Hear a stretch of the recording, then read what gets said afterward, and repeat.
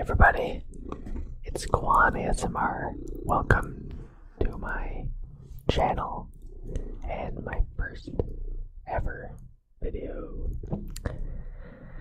So you can expect a lot of whispering, ear to ear or side to side. I don't really have ears, but whatever. Really close up whispering. Maybe like tapping and stuff as well. I got a mechanical keyboard, so we can do keyboard sounds and mic scratching. Like that's the primary content you'll see on this channel.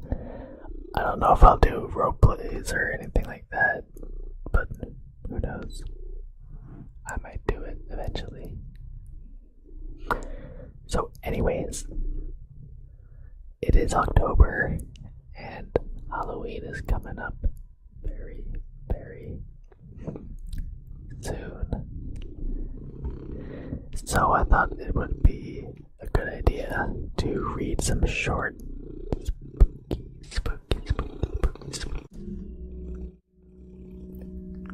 spooky stories for all of you guys and girls. So, oh, by the way, I'm sorry, my cat is purring really, really loudly.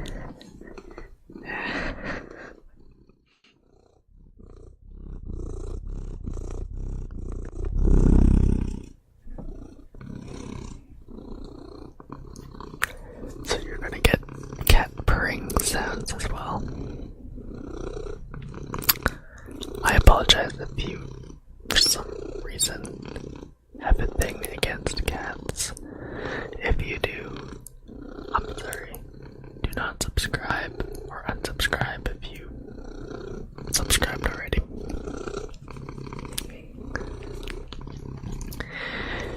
Anyways, without further ado, let us begin. Alright. So, these are from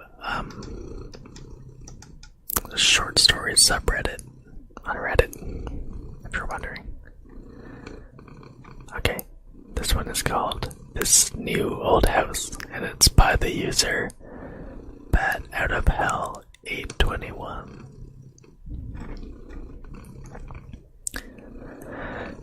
We bought an old house, my boyfriend and I. He's in charge of the new construction, converting the kitchen into the master bedroom, for instance, while I'm on wallpaper removal duty. The previous owner papered every wall and ceiling. Removing it is brutal, but oddly satisfying. The best feeling is getting a long peel, similar to your skin when you're peeling from a sunburn. I don't know about you, but I kinda make a game of peeling, on the hunt for the longest piece before it rips. Under a corner section of paper in every room is a person's name and date. Curiosity got the best of me one night when I googled one of the names and discovered the person was actually a missing person. The missing date matching the date under the wallpaper. The next day, I made a list of all the names and dates.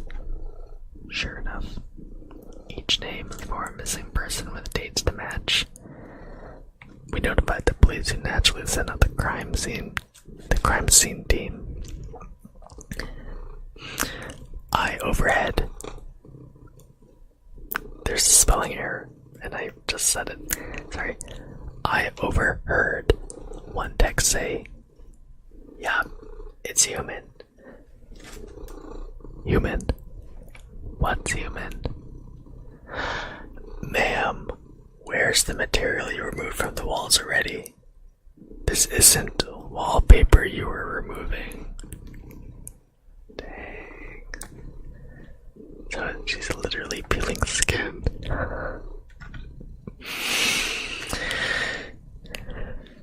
Okay. Number 2.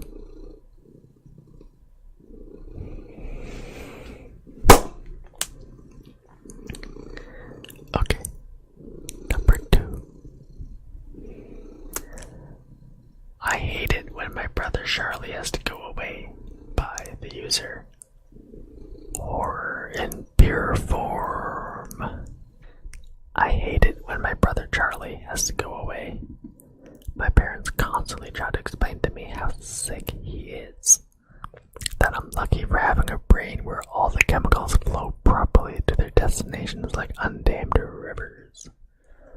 When I complain about how bored I am without a little brother to play with, they try to make me feel bad by pointing out that his boredom likely far surpasses mine, considering he's confined to a dark room in an institution.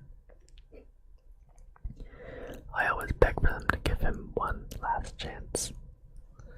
Of course, they did at first. Charlie has been back home several times, each shorter in duration than the last. Every time, without fail, it all starts again. The neighborhood cat with the gouged out eyes showing up in his toy chest. My dad's razors found dropped on the baby slide in the park across the street. Mom's vitamins replaced by bits of dishwasher tablets. My parents are hesitant now, using his last chances sparingly.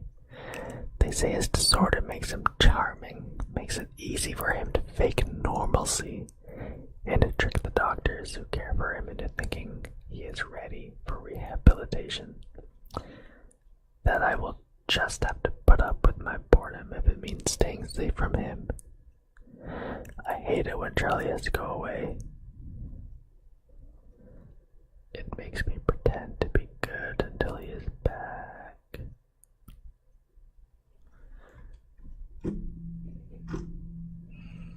Oh my gosh, there's a picture for that and that okay, that was really disturbing. Not the story, the picture. Oh my gosh. The link of the compilation is in the description, by the way, in case you wanted to see the disturbing pictures or just read it for yourself, because who wants to hear me talk about this stuff? That was supposed to be a joke of how bad I am at ASMR, but whatever. Okay. Number 3. Guardians by Dark Alligator. He woke to the huge insect-like creatures looming over his bed and screamed his lungs out. They hastily left the room and he stayed up all night, shaking and wondering if it had been a dream. The next morning, there was a tap on the door. Gathering his courage, he opened it to see one of them gently place a plate filled with fried breakfast on the floor, then retreat to a safe distance. Bewildered, he accepted the gift. The creatures chittered excitedly. This happened every day for weeks. At first he was worried they were fattening him up, but after a particularly greasy breakfast left him clutching his chest from heartburn, they were replaced with fresh fruit. As well as cooking, they poured hot steamy baths for him and even tucked him in when he went to bed. It was bizarre. One night, he awoke to gunshots and screaming. He raced downstairs to find a decapitated burglar being devoured by the insects. He was sickened, but disposed of the remains as best he could. He knew they had just been protecting him. One morning, the creatures wouldn't let him leave his room. He lay down, confused but trusting as they ushered him back to bed. Whatever the motives, they weren't going to hurt him. Hours later, a burning pain spread throughout his body. It felt like his stomach was filled with razor wire. The insect chittered as he spasmed and moaned. It was only when he felt a terrible squirming feeling beneath the skin that he realized the insects hadn't been protecting him. They had been protecting their young.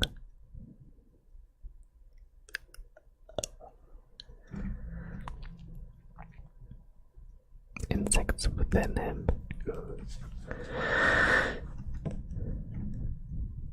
Okay, number 4. Seeing red. The first day of school by user Zenri Hao. I think it's Asian. I might be wrong. Don't be offended, okay?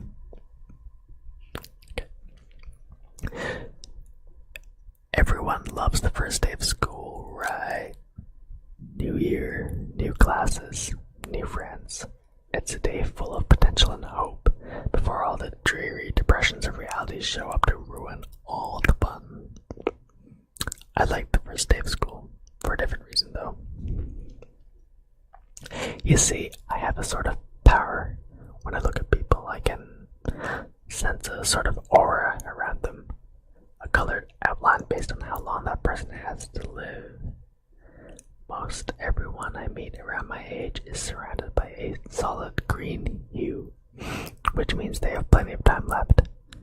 A fair amount of them have a yellow-orangish tinge to their auras, which tends to mean a car crash or some other tragedy.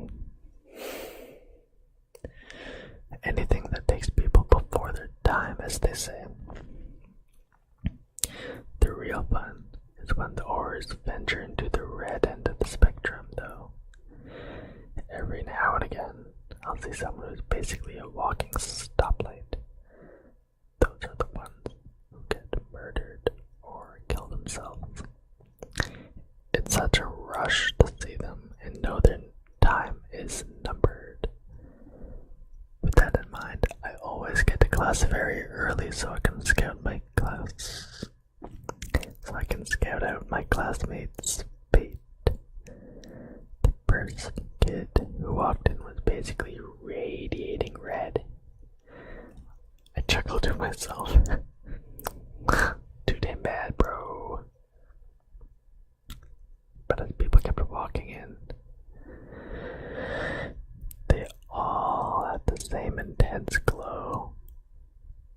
I finally caught a glimpse of my rose-tinted reflection in the window, but I was too stunned to move. Our professor stepped in and locked the door. His aura a sickening shade of green.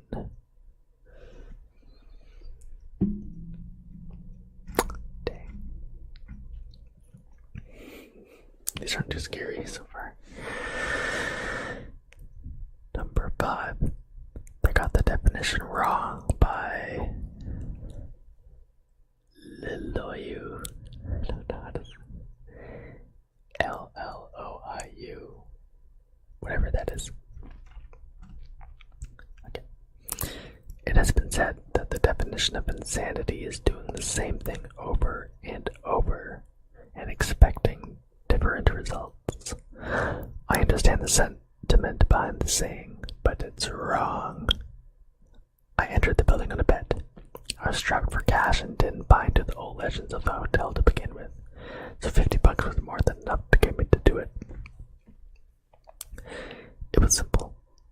Just to reach the top floor, the 45th floor, shine my flashlight from a window. The hotel was old and broken, including the elevator, so that meant hiking up the stairs. So up the stairs I went. As I reached each platform, noticed the old brass plaques displaying the floor numbers. 15, 16, 17, 18. I felt a little tired as I crept higher, but so far, no ghosts, no cannibals, no demons. Piece of cake. I can't tell you how happy I was as I entered that last stretch of numbers. I joyfully counted them aloud at each platform.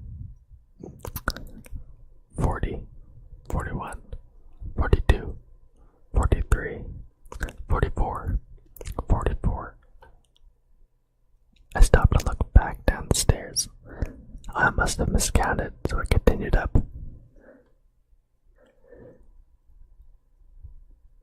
44. One more flight. 44.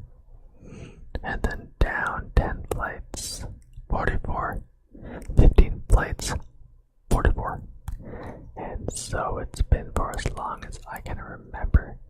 It's knowing that the results will never ever change. That each door leads to the same staircase to the same number. It's realizing you no longer fall asleep. It's not knowing whether you've been running for days or weeks or years. It's when the sobbing slowly turns to laughter.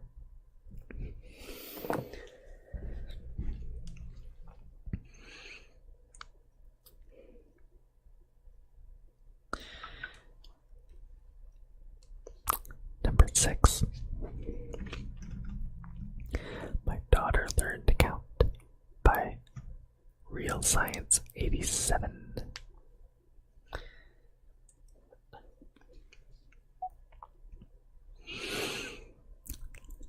My daughter woke me up around 11:50 last night. My wife and I had picked her up from her friend Sally's birthday party, brought her home, and put her to bed. My wife went into the bedroom to read while I fell asleep watching the Braves game. "Daddy," she whispered, tugging my shirt sleeve. "Guess how old I'm gonna be next month?" "I don't know, beauty," I said as I slipped on my glasses. "How old?" She smiled and held up 4 fingers. "It's 7:30 now. My wife and I have been up with her for almost 8 hours. She still refuses to tell us where she got them.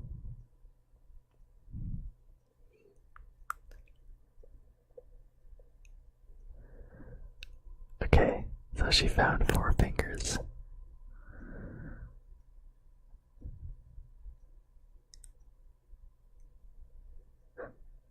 Okay. That's weird. Number 7. Timekeeper by Gridster 2.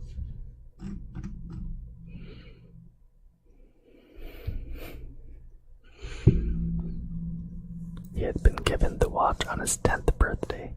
It was an ordinary gray plastic wristwatch in every respect except for the fact that it was counting down. "That is all of the time you have left in the world, son. Use it wisely." And indeed he did. As the watch ticked away, the boy, now a man, lived life to the fullest. He climbed mountains and swam oceans. He talked, laughed, and lived and loved. The man was never afraid, for he knew exactly how much time he had left. Eventually, the watch began its final countdown. The old man stood looking over everything he had done, everything he had built. 5. He shook hands with his old business partner, the man who had long been his friend and confidant. 4. His dog came and licked his hand, earning a pat on the head for its companionship. 3. He hugged his son, knowing that he had been a good father.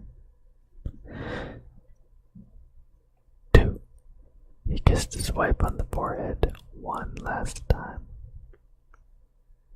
One. The old man smiled and closed his eyes.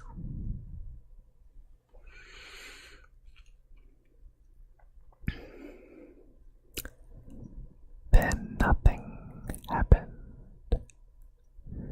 The watch beeped once and turned off. The man stood standing there very much alive. You would think that in this moment he would have been overjoyed. Instead, for the first time in his life, the man was scared. Okay, that wasn't even a scary story. What? Okay. Number 8.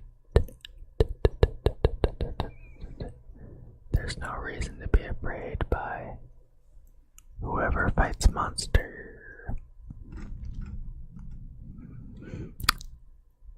When my sister Betsy and I were kids, our family lived for a while in a charming old farmhouse. We loved exploring its dusty corners and climbing the apple tree in the backyard. But our favorite thing was the ghost. We called her Mother because she seemed so kind and nurturing. Some mornings, Betsy and I would wake up, and on each of our nightstands we'd find a cup that hadn't been there the night before. Mother had left them there, worried that we'd get thirsty during the night. She just wanted to take care of us. Among the house's original furnishings was an antique wooden chair, which we kept against the back wall of the living room. Whenever we were preoccupied, watching TV or playing a game, Mother would inch that chair forward across the room toward us. Sometimes she'd manage to move it all the way to the center of the room. We always felt sad putting it back against the wall. Mother just wanted to be near us. Years later, long after we'd moved out, I found an old newspaper article about the farmhouse's original occupant, a widow. She'd murdered her 2 children by giving them each a cup of poisoned milk before bed, then she hanged herself. The article included a photo of the farmhouse's living room, with a woman's body hanging from a beam. Beneath her, knocked over, was that old wooden chair placed exactly in the center of the room. Okay. That's more creepy than, that's the creepiest yet. I gotta open the door for my cat, 1 sec.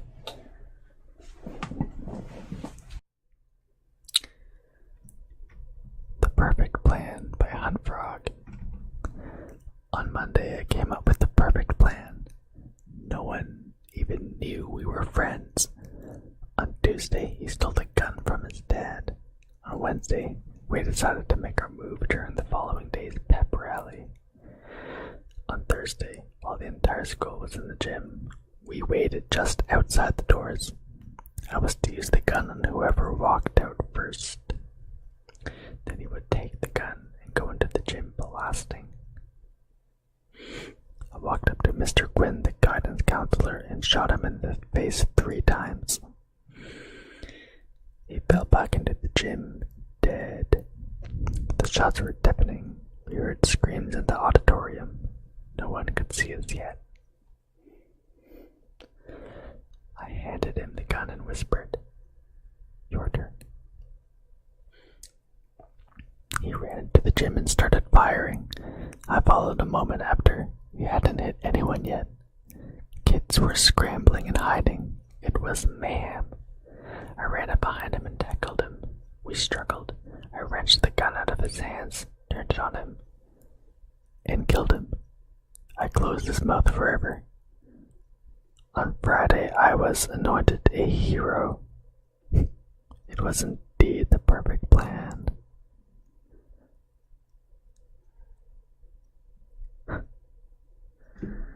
Wow. That's sick.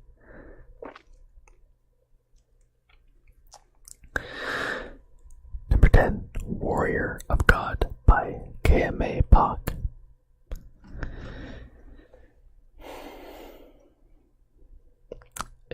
exists? Why is there so much evil in the world? It's a common question, but it is misplaced. All things must have balance, light and dark, good and evil, sound and silence. Without one, the other cannot exist. So if that's true, then God does nothing to fight evil. That might be your follow-up question. Of course he fights evil, relentlessly. I am D'Artagnan, one of his most holy and righteous angels. I roam the earth, disposing of evil wherever I find it. I kill the monsters you don't ever want to know about. I crush them completely so you can sleep at night. You humans have no idea how many of you live because of the work I do. But what about Stalin, Hitler, Ted Bundy, Jack the Ripper? Well, those are the minor ones I had to let live for balance. The ones I destroy are too horrible and vile to survive. What's funny is while I would wager you have never heard the name D'Artagnan in religious texts, I bet you have heard of me. Americans, for example, have their own name for me. Sudden infant death syndrome. Okay then.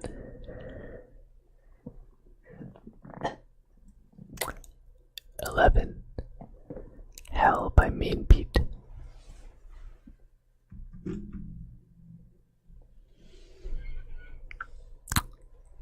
Oh, I didn't scroll down far enough.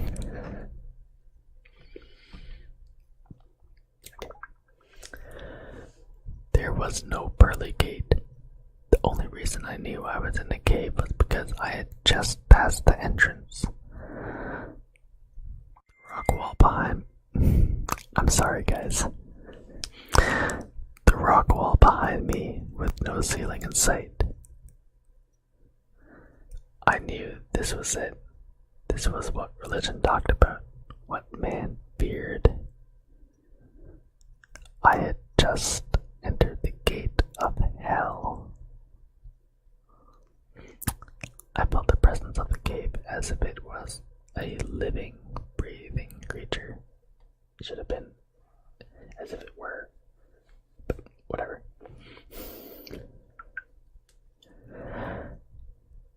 The stench of rotten flesh overwhelmed me.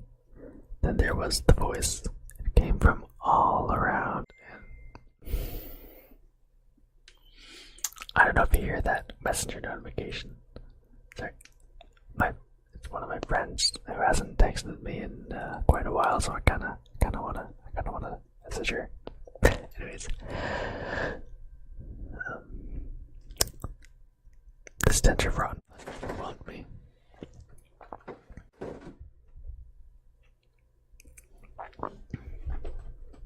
My cat's doing his midnight exercise. Gosh darn it. Okay, I'm sorry. I'm so sorry. Where am I? The stench of rotten flesh overwhelmed me. Then there was the voice. It came from inside and all around. Welcome. Who are you? I asked, trying to keep my composure. You know, the thing answered.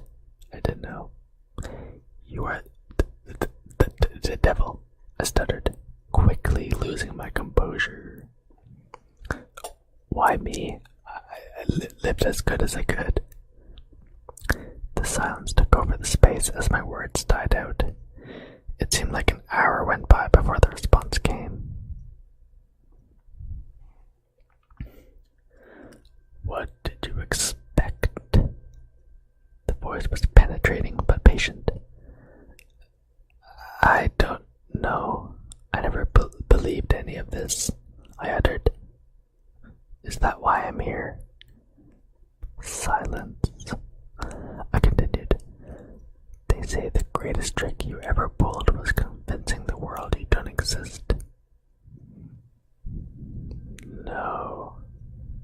greatest trick I ever pulled was convincing the world that there is an alternative. There is no God, I shivered. The cave trembled with the words, I am God. Okay, that's weird. Number 12, The Accident by Min Boy. It was 1 a.m. and Guy Halverson sat in his dark living room. I don't know if it's Guy or Guy. Anyways, he hadn't moved for over an hour. The accident earlier that evening kept playing over and over in his mind. The light turned red, but he was in a hurry and accelerated. An orange blur came from his right, and in a split second there was a violent jolt. Then the bicyclist rolled across his hood and fell out of sight on the pavement. Horns blared angrily, and he panicked, stepping on the gas and screeching away from the chaos into the darkness, shaking and keeping an eye on his rear mirror until he got home. Why did you run, you idiot? He'd never committed a crime before this and punished himself by imagining years in jail, his career gone, his family gone, his future gone. Why not just go to the police right now? You can afford a lawyer. Then someone tapped on the front door, and his world suddenly crumbled away beneath him. They found me. There was nothing he could do but answer it. Running would only make matters worse. His body trembling, he got up, went to the door and opened it. A police officer stood under the porch light. Mr. Halverson, asked the grim officer. He let out a defeated sigh. Yes, let me. I'm terribly sorry, but I'm afraid I have some bad news. Your son's bike was struck by a hit-and-run driver this evening. He died at the scene. I'm very sorry for your loss. That is tragic.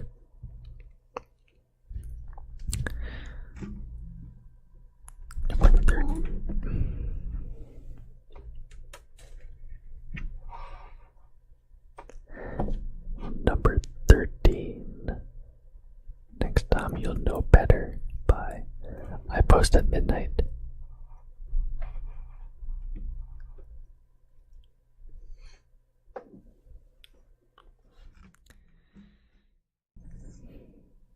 Have you ever walked into a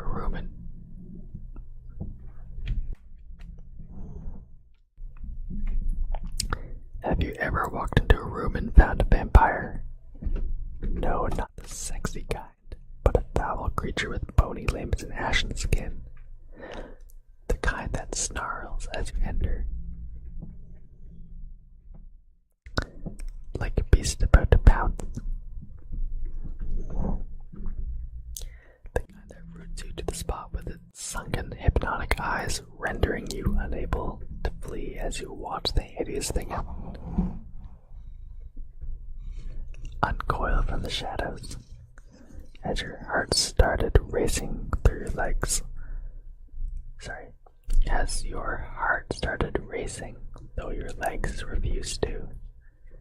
Have you felt time slow as the creature crosses the room in the darkness of a blink? Have you shouted with fear when it places one clawed hand atop your head and another on your chin so it can tilt you, exposing your neck? Have you squirmed as though its rough, dry tongue slides down your cheek, over your jaw, to your throat, in a slithering search that's seeking your artery? Have you felt a hot breath releasing a hiss against your skin when it probes your pulse, the flow that leads to your brain?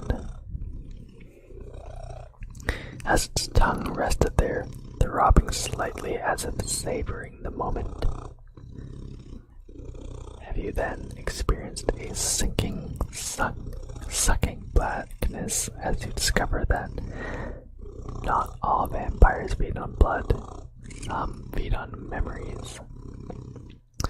Well, have you? Maybe not, but let me rephrase that question.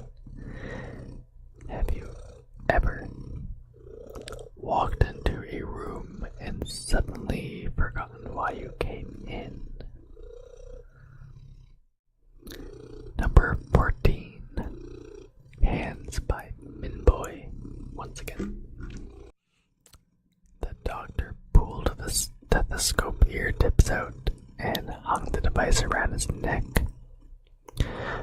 Mr. Weatherby, all of your tests have come back negative, and my examination shows nothing abnormal. Adam knew what was coming next. I'm not crazy, doctor.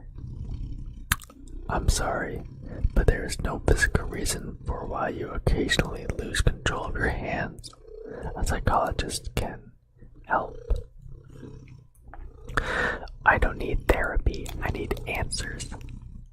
They seem to have a life all their own. Okay, English. I can't hold a job. I'm under investigation for assault. I almost killed my neighbor. This can't go on. I'll try anything at this point. After 2 weeks on a new medication, Adam saw no progress and grew increasingly depressed. He was convinced that despite what the doctor said, it was not a psychological problem. That night, a frustrated and angry Adam sat in the chair and drank bourbon. Drunk and hopeless, he stumbled to a garage and started the table saw. Then slowly lowered his wrists towards the screaming blade. Detective Armstrong entered the garage, where several uninformed officers stood over the blood-soaked body. So what do we do? He asked, taking in the blood-splattered scene. This is a weird one, Detective. How so? Take a look at this body. He apparently chopped off his hands with the table saw and bled to death. Armstrong knelt down, and we can't find his hands anywhere.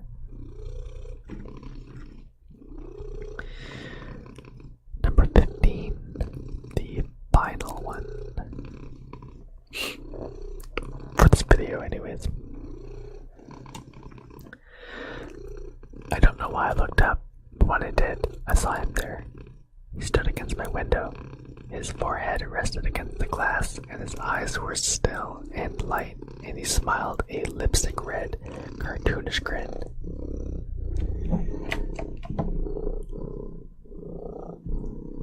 And he just stood there in the window. My wife was upstairs sleeping. My son was in his crib, and I couldn't move. I froze and watched him looking past me through the glass. Oh, please no. His smile never moved, but he put a hand up and slid it down the glass, watching me.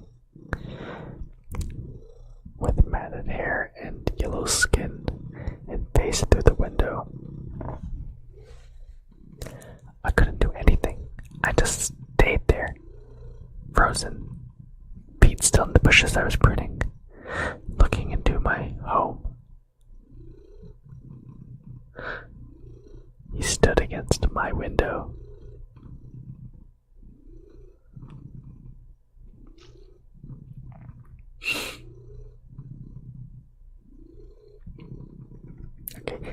Okay, these stories are like, I thought they'd be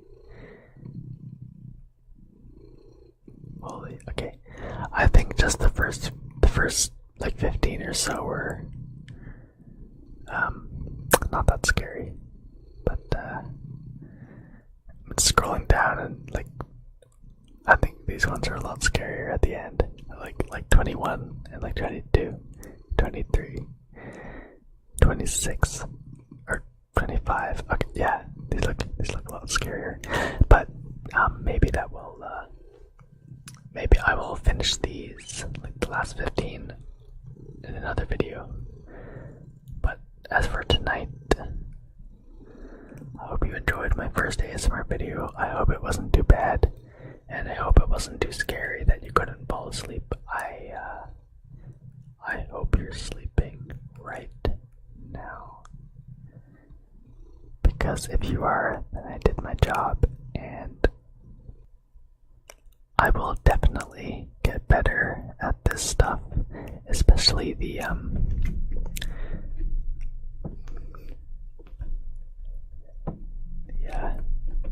ramp. My cat just jumped. Sorry. My cat just jumped on his chair. It's like a spinning chair. So he jumped on it and he just spun around. And now he was scratching the chair. Because that's also kind of a scratch post.